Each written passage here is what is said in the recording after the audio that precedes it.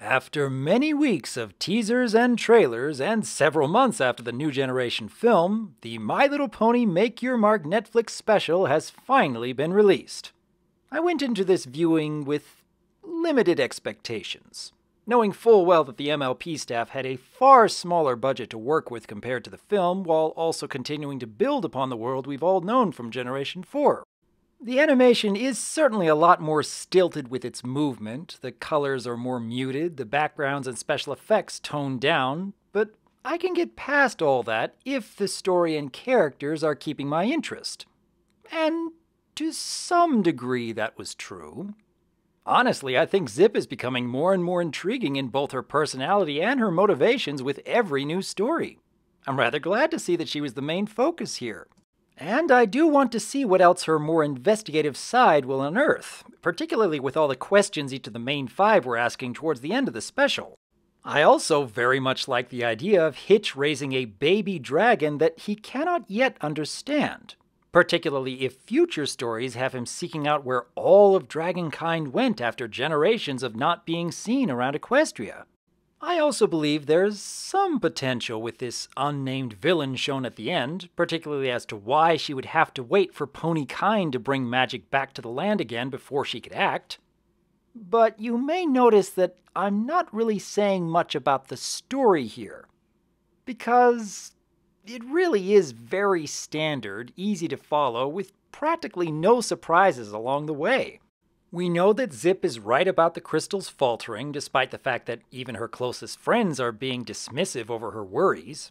We know that Zip won't have to go back home at her mother's behest because breaking up the main five would kind of defeat the dynamic for future series.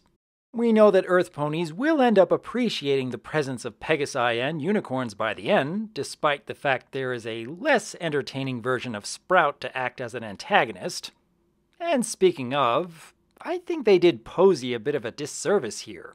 This is a character from all the way back in Generation 1, which inspired the creation of Fluttershy for Generation 4. And here, she's just serving the story because some pony needed to create a bit of conflict. And while Earth ponies not having any magic of their own leading to jealousy certainly had a lot of potential, the script here really didn't give us much of a reason to care about what happens.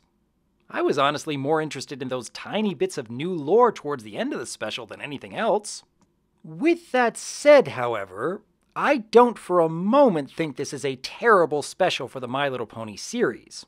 I mean, have any of you watched the G3 specials, like A Very Minty Christmas?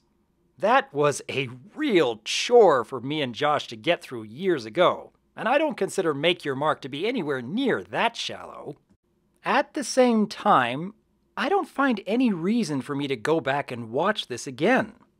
Unlike the New Generation film, which had plenty of scenes that I thoroughly enjoyed viewing over and over again, this special is more of a watch it and forget it kind of experience.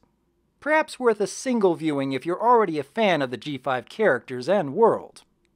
But what do each of you think? What were your impressions of Make Your Mark overall? What sort of stories and mysteries do you hope will follow in the eventual series coming to Netflix? Leave your thoughts in the comments below, because as always, I am Dr. Wolf, and I look forward to hearing from you.